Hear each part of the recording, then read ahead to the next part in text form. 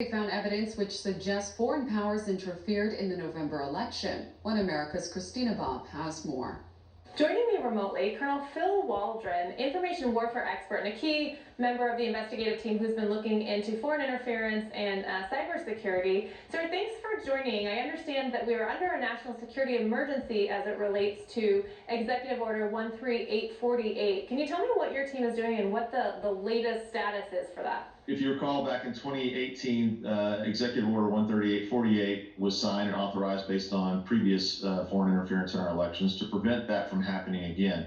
On October 30th, both the FBI and DHS issued alerts, basically triggered that executive order that said that there are foreign interference in the elections, even before the November 3rd primary. Director of National Intelligence Ratcliffe issued an intermediate statement back in December, and as late as January 7th issued another letter that confirmed that there is confirmed foreign interference in our election from several different countries. And we've seen several EOs come out even since then, specifically as it relates to China. What's your analysis of that? I think President Trump is getting harder on China. There were a lot of activities and negotiations with China, but the most recent executive orders specifically ban foreign investment in specific Chinese companies that do business with the Chinese military.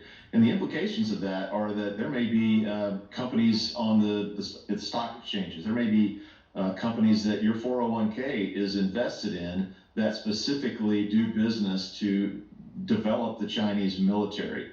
China is a peer nation state foreign threat. It is one of our key adversaries on the global stage, whether you're talking about the cyber warfare, whether you're talking about Blue Water Navy, the island hopping campaign. And these companies that President Trump basically banned from activities are directly contributing to the Chinese military power. And what does that have to do with the election? Because a lot of this has been surrounding the election, or it has even occurred afterwards.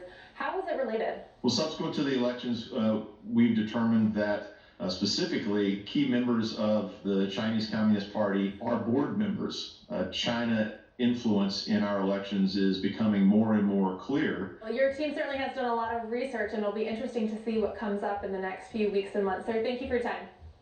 Thank you very much. Project Veritas is continuing